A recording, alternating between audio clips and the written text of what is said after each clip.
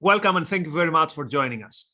Some days ago, the Intergovernmental Panel on Climate Change released one of its periodic reports, and the content was more or less what we knew and is indeed concerning. So the big picture is that the Earth is getting warmer, that human activity has up to an important point played a role in this, and that this is going to lead to some effects that are not going to be good and need to be addressed.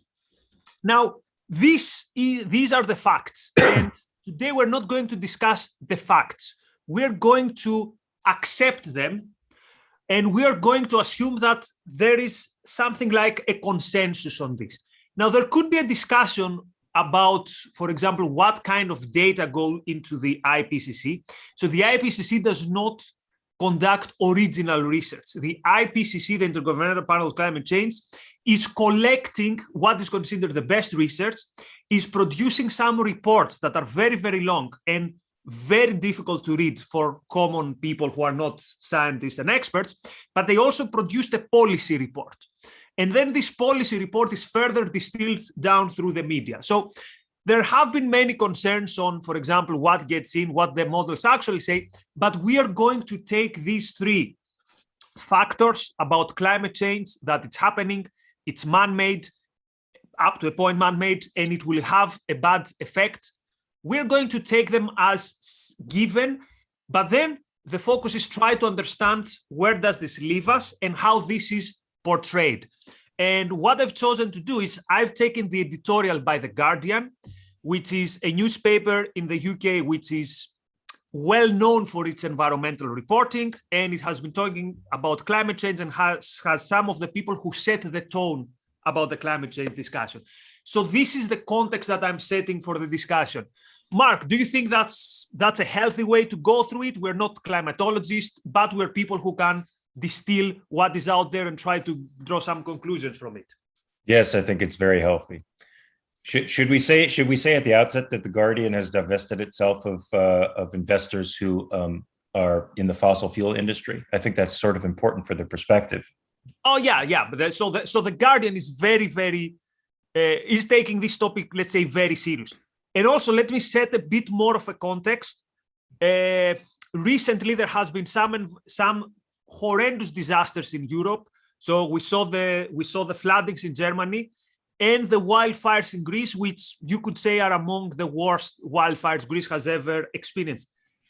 If I could use the term luckily or thankfully, or I don't know which is the proper term, not at such a cost of life as previous. So the cost of life is relatively very low. Now, even one life lost is horrendous, but I have to set here the context. So, and why am I saying this? Because these two things are portrayed together. So the Greek wildfires have been used in the front page of the newspapers as the poster boy of climate change, which raises many questions that we're gonna go through them. So let me go through some front pages so that we see how these news were perceived. So the Guardian says global climate crisis, inevitable, unprecedented and irreversible. Financial Times, world likely to be 1.5 Celsius warmer by 2040. UN Science Panel warns. I want to pause here a bit. This is misleading. You read this and you believe this means that from what is today the temperature, by 2040 it's going to be 1.5 degrees warmer. No, this is compared to the previous, let's say at some point towards the beginning of the Industrial Revolution. And if you go to the text, the Financial Times clarify this, but this is not what you get from the title. And again, on the front page, a woman from Greece being distressed about the horrendous disaster that was the fire. So many people lost their houses, so many animals dead. That was indeed horrendous. The Daily Telegraph, okay, hasn't got such a sensational title. The Daily Mail, as doomsday reports warn of apocalyptic climate change, can UK lead world back from brink? And again, the same front page, the distressed woman from Greece. We still haven't heard, of course, how the Greek fires are related to climate change, but don't expect this. Code red for humanity, says the Independent, and again, photos from the wildfires and the floods. And the mini version of the Independent, code red, shocking verdicts on future of humanity as scientists urge Prime Minister to create UK plan. And again, code red, and in every newspaper you see photos from the wildfires in Greece. So let's pause here, Mark. So what's your take when you see all this? So how would you reply to the fact that says, look, we need this sensationalism? This is a very important topic. We need to make people understand how important this is. So yeah, maybe you'll find one detail that you don't like in the reporting, but this is such a big topic that we need in your face that this is big, this is serious, this is disastrous. Well, yeah, that's an ends justify the means type of argument, and the people on that side of the fence always seem to claim the fact that, or their notion that we're going to be ending in some form of apocalypse justifies whatever means they use to try to bring us to the consciousness of that. But I'm also reminded that Leonard Peikoff once was asked to do a debate about abortion, and he told his competitor, the person he was going to debate, "I'll do the debate provided you don't bring pictures." And that, of course, killed the debate because his opponent wanted to bring pictures. And I think the thrust of that is that a picture is not an argument, and a picture of people suffering in these horrendous natural disasters is not an argument for policy at all. But it certainly fits into the narrative of ends justifying the means. Show the most sensationalistic and horrific pictures you can, draw our conclusions from that. And Leonard Peikoff took this line, "the picture is not an argument," and it's the title of one of his 4 whole volume lectures. So I encourage people to go and watch it. Okay, so what I'm going to do now is I'm going to follow the reporting in the editorial of The Guardian, because I think it's very, very interesting. Ipcc reports verdict on climate crimes of humanity, guilty as hell. So already we see that we've committed crimes and that we're guilty as hell. What has been this crime? This crime has been the burning of fossil fuels. And when you read this, you'd say, why do humans burn fossil fuels? Why did we commit this crime? And the reason we commit this crime is that because through this crime, human life is what it is today. It's through this crime that we had the Industrial Revolution. It's through this time that we had this skyrocketing in life expectancy. It's through this crime that we went from 1 billion to 7 billion people living better lives. And it's through this crime that every day, 130,000 people escape extreme poverty. Every day. This is to imagine the Anfield Stadium. Okay, I don't know what's there in American. Imagine, I don't know, a big football imagine 2 big football stadiums of people escaping extreme poverty every day. So just wanted to put a bit of context here on this crime, Mark, so people understand that maybe the quote criminal, maybe he has a mitigating factor and an excuse. Well, I would like to rephrase the crime to them is the crime of living. That's the crime. Human beings are living and thriving, and that's not good. But this is their zero-sum world, right? Where things exist at the expense of other things. Beings exist at the expense of other beings. And so they think that they can, place an elite on top of these beings to manage the situation so that there's no more conflict of interest.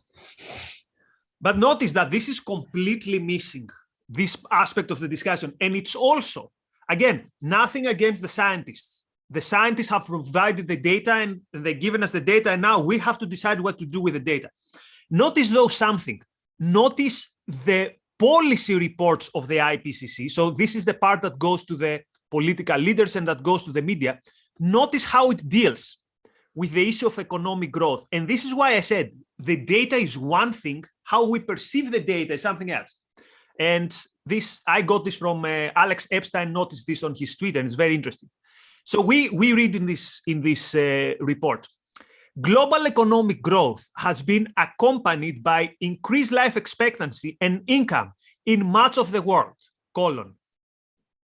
This is all you're going to hear in this report. So this is a report about the future of humanity, about the crucial aspect of climate change. And all you get about, okay, economic growth is the villain, but why are we doing this thing? All you get is these two lines. Has been accompanied, notice, it hasn't caused, it has been accompanied. So the two have been running on parallel lines by increased life expectancy and income in much of the world. However, in addition to environmental degradation and pollution, many regions remain characterized by significant poverty and severe inequality in income distribution and access to resources. Notice the salad here. Notice the mixing here. One word about economic growth that has, okay, you people don't die, but this has been, and there's not even a causal link between economic growth and these good things, but some people still haven't gotten there. And there's also inequality. So this is political. This is not science. This is a narrative. And this is the narrative that we see everywhere, from my first year sociology students to The Guardian to the World Economic Forum. Yes, indeed, it's the narrative. And they don't really plumb the depths as to why this quote unquote inequality exists. If they did, perhaps they would find that in much of the third world is prevented from rising because of the very policies that they want to put on all of us. And we're going to see these policies. We're going to see these policies now. So let's continue. Now we go back to the Guardian's reporting. So Guardian's editorial says then, the key aspect of the Ipcc report is that the 42-page summary is agreed. This means it has to be agreed, line by line, by every government on the planet, with the scientists vetoing any politically convenient but unscientific proposal. I have to read this again because it's chilling.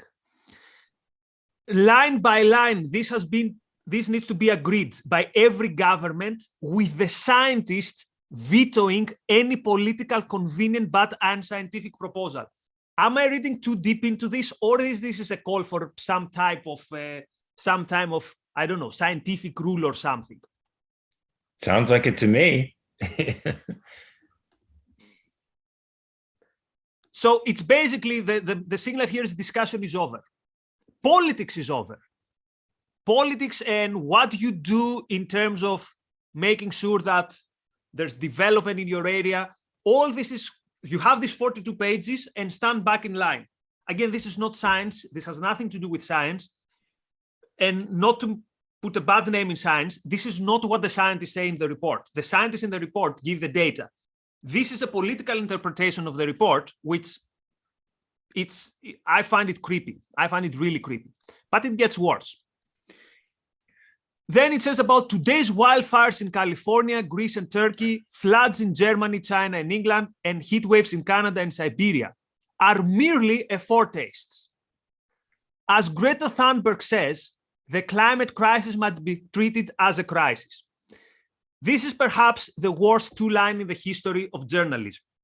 A, because it provides us an authority, Greta Thunberg. But let's take a step back. So wildfires in California. You would read that, and what would you expect? There were no wildfires in California, but because of climate change, there are way more wildfires in California. Mark, I don't know if you are a resident of California and if you know if this is a fact, but with the research I've done, and it takes 2 seconds of Googling, this is not the case. Actually, the area that is burned and the number of wildfires, actually globally, has gone significantly down. And as far as the research I could do, the same happens in California. Is that right? Yeah, and that's a wonder given how terrible the forest management is. With environmentalism is pressing them not to manage the forests the way they should, which would largely prevent most of the fires that we have. But one of my earliest memories of growing up in the valley in Van Nuys, California, were times in the summer where the fires were so bad that it was literally snowing ash in the valley. Now in all the years since those times in the 70s, I don't recall fires so bad that it's snowing ash, but that was certainly the case in the 70s when I was growing up. And again, if you go and see the data, the idea that we didn't have wildfires and now we do, it's just not the case. Now, we could discuss wildfires for a long time, but let me say something about Greece, because it pisses me off so much that the drama in Greece is used to become is abused, not used to become the poster boy of this. So climate change could influence fires in three ways. One is if there's a period of extreme drought, this could play a factor. Two, if there's lightning, that literally it's the lightning that sets the forest on fire. And the third is if we have very strong winds. And you can understand how these two can play a role. Now, it's difficult to say that strong winds are because of climate change, but at least we could say we have something there. Do we have one of these factors in Greece? The drought. We haven't got yet data for this year, but I haven't heard anyone saying, look, this had been a particularly dry year. This is why we have the fires. Is it the winds? No, actually, the winds have been relatively mild for a period of horrible fires, and this is why the airplanes can operate. So again, I haven't heard the argument the winds were increasingly bad, and this is why we had the climate change created fires in Greece, or climate change enhanced fires in Greece. Was it the lightning? Of course not. This has nothing to do with the fires in Greece. So people who at best can point you Greece at the map because they've gone to a Greek island, now they have an opinion about the fires in Greece. Now, if you see the data about the fires in Greece, you see that 65% of these fires are either human mistake or arson. For a big number of these fires, we have no idea what causes them. And fires have been a problem in Greece again forever. And actually, what was the decade with the most fires? The 90s. Now, again, these facts come in the way of the story. And the story is we need to make Greece the poster of this climate crisis. And I find it disgusting. When you see people being under distress and your concern is to make this the poster of the Ipcc report, I don't know. Hey, if it bleeds, it leads. And if it looks dramatic, that's all they care about. They care about emotional impacts. They don't care so much about thinking, about connecting the dots, about getting the truth out there. But look, their end is not human flourishing. You know, they have the ideal of the earth as pristine, untouched, and as humans having zero impact in the world, which is about as anti-life a philosophy as you can get. Okay, let's continue. Now we've heard the take from, and something about the floods. That's very interesting, actually, because the floods was also the poster boy of climate change before the heat waves. What does the Ipcc report say about the floods? It says that how climate change is going to affect flooding is questionable. So there could be something there, but we cannot put our finger exactly what's the percentage of the effect. And also, flooding has been way worse, particularly in Germany, particularly in that particular river, both in the beginning of the 19th century and the beginning of the 20th century. So again, this touchdown or a slam dunk that says that this is climate change, this is clearly not true. Or we don't know if it's true. It could be, but someone needs to bring us the cause.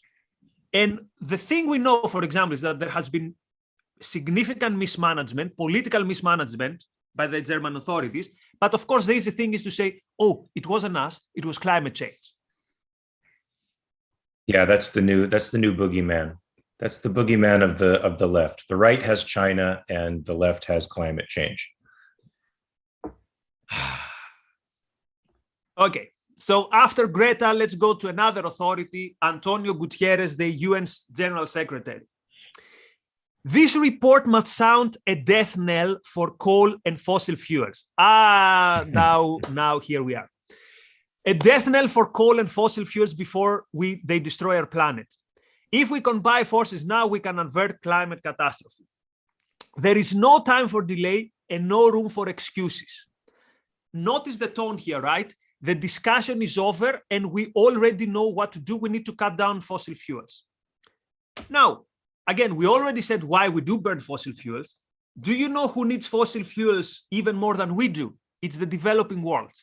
Because for them, cheap energy is literally an issue of life and death. It can make the difference between electricity in the hospital. It can make the difference between I'm going to burn in my house dirty stuff that's going to destroy my lungs, or I'm going to have a kitchen, I'm going to have a fridge. So, but again, let's not repeat ourselves on the issue of fossil fuels. Listen to this though. Here we have someone from Greenpeace. So you have something from, we heard from the UN, now let's hear from Greenpeace. For these governments and businesses that still choose inaction, the Ipcc report may well end up being used as key evidence against them in real courtrooms. So the Ipcc should be used as evidence in courtrooms. Quote, we'll be taking the report with us to the courts, says Kaisa Kosonen at Greenpeace. So talk about politicization of science, right? Not only there's no discussion, but do as we say, not as the scientists say, as the political agenda of the report says, or else we're going to take you to court. I mean, you can't make this stuff up. I mean, if you were to write this in a script, you wouldn't believe it. This is an opinion crime. How is this called? So at least it says about action, so we can still talk about that. Okay. Then they say, by strengthening the scientific evidence between human emissions and extreme weather, the Ipcc has provided new, powerful means to hold the fossil fuel industry and governments directly responsible for the climate emergency. One only needs to look one only needs to look at our recent court victory against Shell to realize how powerful Ipcc science can be. I repeat, how powerful Ipcc science can be.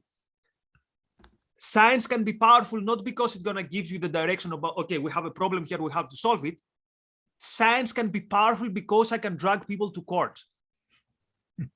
I'm getting suspicious with that. Like, I start thinking that these people don't really care about, okay, how do we solve this? They care about their political agenda. Am I paranoid here? You're not paranoid. That's exactly what they're doing. I mean, this is a real phenomenon. They want to reset the world, and they're using this, and I think the pandemic, as an excuse to not let crises go to waste, even manufactured ones like the climate crisis, which I mean, if we got into the minutia of things to the extent that we could, I think is largely a manufactured crisis.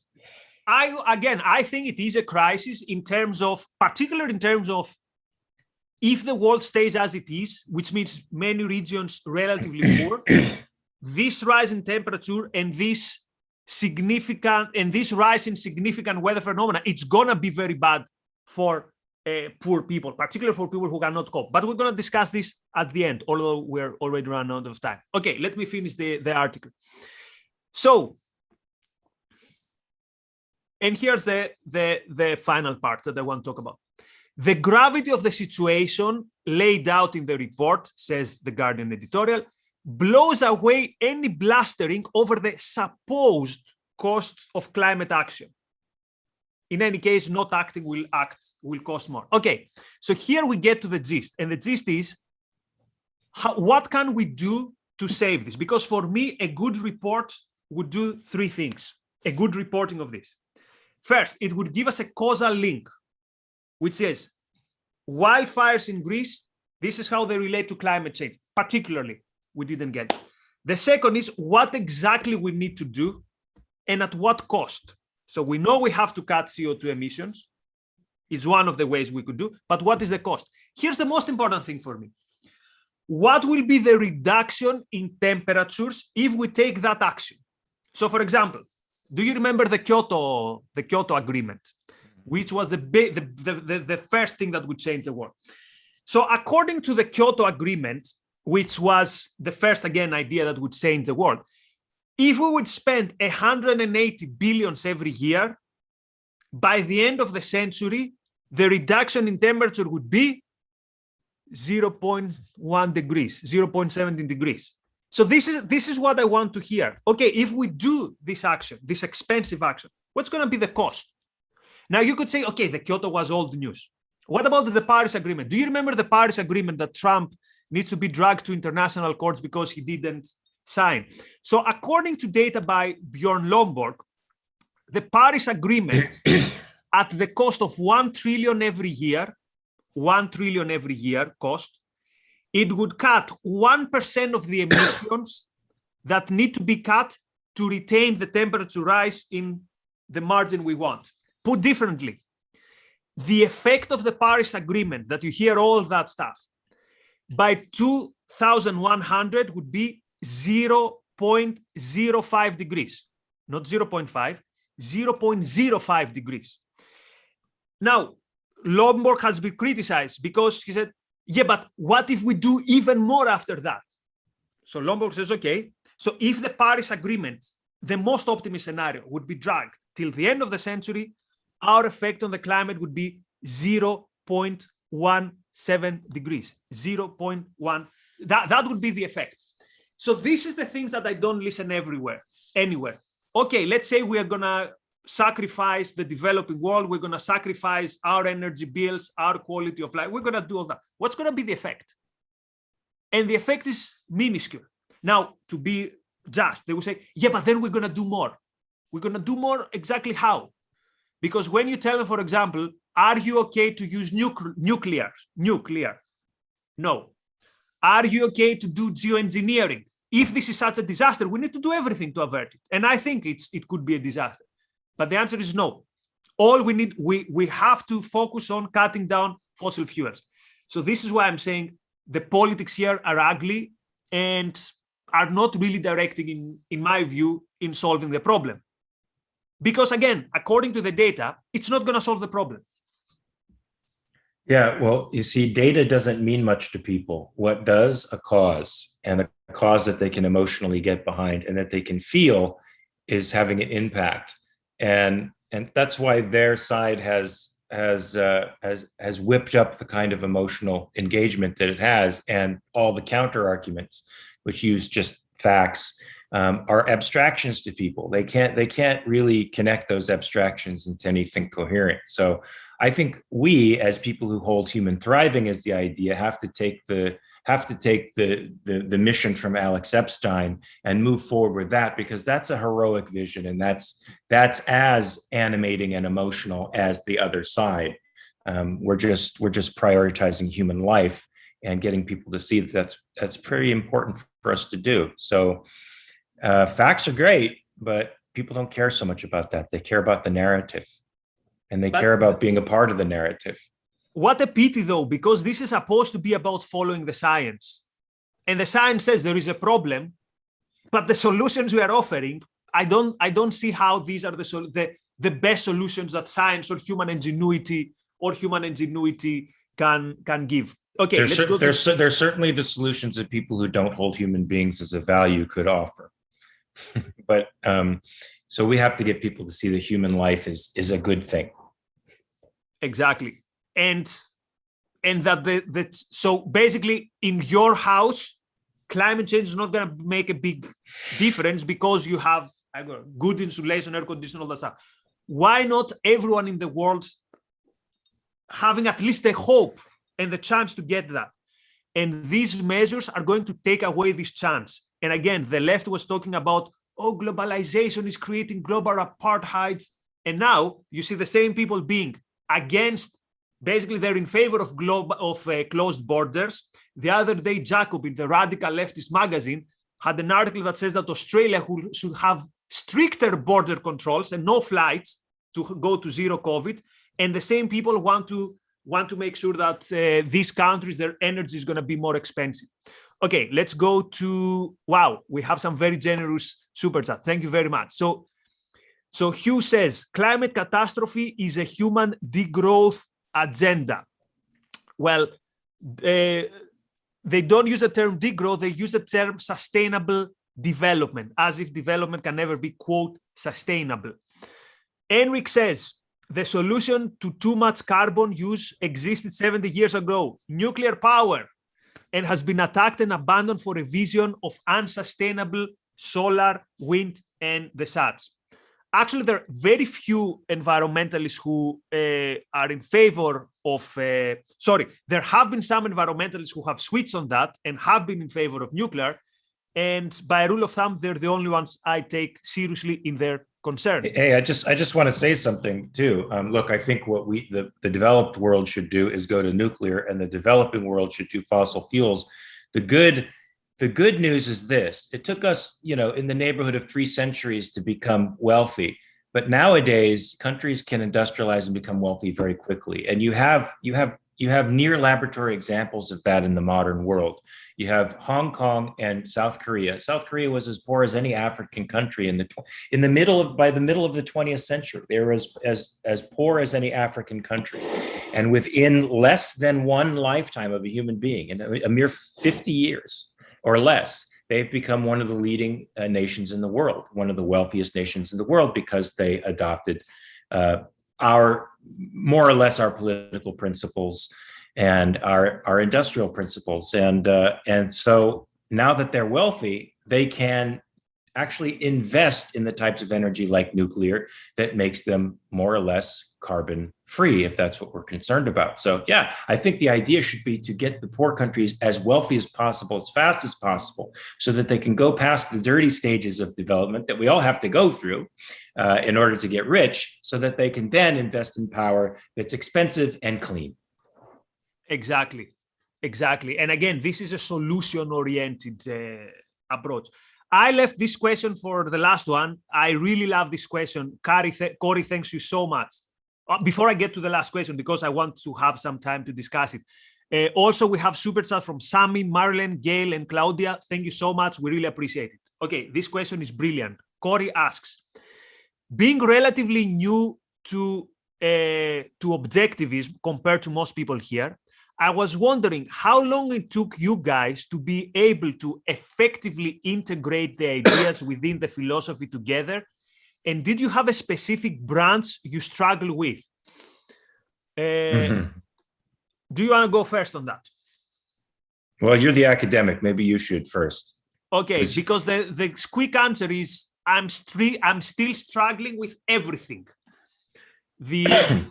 These days, I'm a part of a reading group, let's say, with some objectivist intellectuals on epistemology, and I realize I'm at such a. So I thought I'm like a blue belt. I feel more like white belt still, and I've been reading objectivist epistemology for 4 or 5 years. It's still unclear to me. For example, it took me many years to understand the Israeli-Palestinian conflict from a philosophical point of view. It was a pill for me that was very, very hard to swallow, because you're talking to someone who used to go and protest out of the Israeli embassy, and I grew up with a Palestinian scarf around my neck. So there have been many issues that it took me a lot of time and a lot of difficulty to integrate. And there are still things, not only in epistemology, which is not really my interest, but also in politics, that I struggle to integrate. For example, it's easy for me to oppose some of the arguments of the anarchists, but I'm not very comfortable. So if you'd put me in a debate with a very good anarchist, I would feel very uncomfortable, because my understanding of the relationship between the rights and why there can be no competition in force, I'm still on my way to working on these things. So the quick answer, I would say, epistemology is the issue where I have the most difficulties.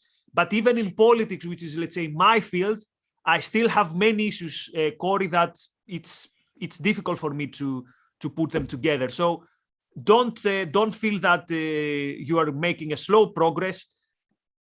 Only slow progress is progress. Yeah, I mean, I remember hearing Leonard Peikoff giving a lecture one time, and he said he'd been teaching philosophy for about 10 years, and he was writing a concept on the blackboard, and suddenly he looked at it and said, oh yeah, that's true.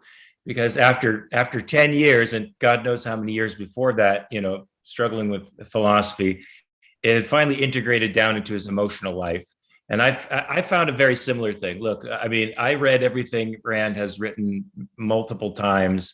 And when I got to OAC, the Objectivist Academic Center, I realized that I really didn't know that much about objectivism, which is I don't want to say humbling because it's not really the word I want to use. It's sort of refreshing because you realize that you're not stuck. There's a great deal that you have to integrate in this philosophy. For me, the hardest thing is, I don't know how to express this in a way that'll make sense to anybody, but it's the vice virtue thing, right? Like, to me, a vice is going for a short-term pleasure at the expense of something long-term.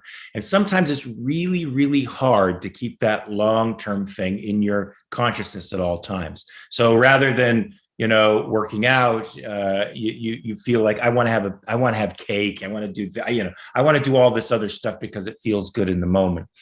Or I don't want to write today, or something like that. The easy road rather than the more difficult road. So it's to me is shifting my evaluation of the world to the long term permanently, so that I always get pleasure from going for the long term, even if it's in the moment uncomfortable. So, and I feel like once I've fully integrated that, I will always do what's right for myself. As opposed to occasionally abandoning it for something short term. And so you mentioned the vice virtue thing, which is something that has to do with your life. Yeah. And I would say also this to Corey, the most important thing is how do you apply objectives in your life? And again, in some areas of my life, it took me 5 years. So it took me reading Atlas Shrugged 5 times to get something important when it comes to romantic life. When it comes to my life in general and my career, I still haven't fully integrated it. I'm trying to, and I have to say I get significant help from my interaction with the people in the Ayn Rand Institute and the intellectuals in the Ayn Rand Institute. But it's not easy. It's not easy. So it's one thing to say, because to be honest, to be 100% honest, I don't care about philosophy that much in itself. So I wouldn't be interested in being stuck in a castle and reading philosophy. I'm interested in applying it. And that's even more difficult. So it's one thing to understand it, but then you have to apply it in your life, which is very difficult. Okay, let's wrap up. There's a couple of more quick super chats. Marilyn, thank you. Michael Sellenberger is pro-nuclear. Yes. So he's awesome. Yeah. He's the guy who wrote the Apocalypse Never. Apocalypse Never. Yeah. Yeah. And also, he has some good points about the California wildfires. Again, he debunks this myth that, suddenly we have climate change and now we have fires. Okay. Also, though, I want to say something really quick. There's a journalist by the name of Paul Dreesen who has written a couple of great books. One is called Eco-Imperialism, if you want to see how the environmentalist movement is really and the first world is really using environmental policy to keep the third world down and poor. That is a very enlightening book. And if you're an environmentalist who thinks you're doing the right thing, you can read that book and be disabused of your moral high ground. That book changed me in 2013. He also wrote a great book that I think is very necessary for people to read, and that is called The Miracle Molecule. What's the miracle molecule? Carbon dioxide. We can't live without it. So since we only hear one side, the left likes to portray their disasters by only looking at one thing, isolating it from its context, and creating narratives out of this isolated context. That's the way they like to think. That's called rationalism. It's not a healthy way to think or draw conclusions. But the miracle molecule shows you the other side of the story. And I think you need that full context in order to see whether or not you really think that this whole concept of carbon neutrality is even good, because it may not be. So to finish, I would say that I claim that I take the science and the risk of climate change more seriously than most of the people who put the disaster porn and the pictures of disaster from Greece. Because my question is, okay, how do we solve this? How do we solve this in a way that leaves us better off? How do we solve this in a way that we have a better life and the less well-off continue to have a better life? And again, this is what I see completely missing. And this makes me really, really suspicious about the political agenda of many of these people who put this forward. And this hasn't got to do with the science. And that's right, because the better life isn't their goal. Yeah. That's the key question. What are you trying to achieve? That's the key question. Okay. So for 15 minutes or so, we're gonna be on Clubhouse. Mark, thank you. Last Thank two you. episodes, the one was about the Teen Vogue and Marx, and this was, they've been very long. So who could say that without Raka we have longer episodes? That's weird. Okay, funny. A big thank you to everyone. Thank you to our super chatters. Thank you to our viewers. Thank you to those of you who spend your time valuing what we have to say. I really appreciate it. Thanks everyone, and bye-bye. Bye guys.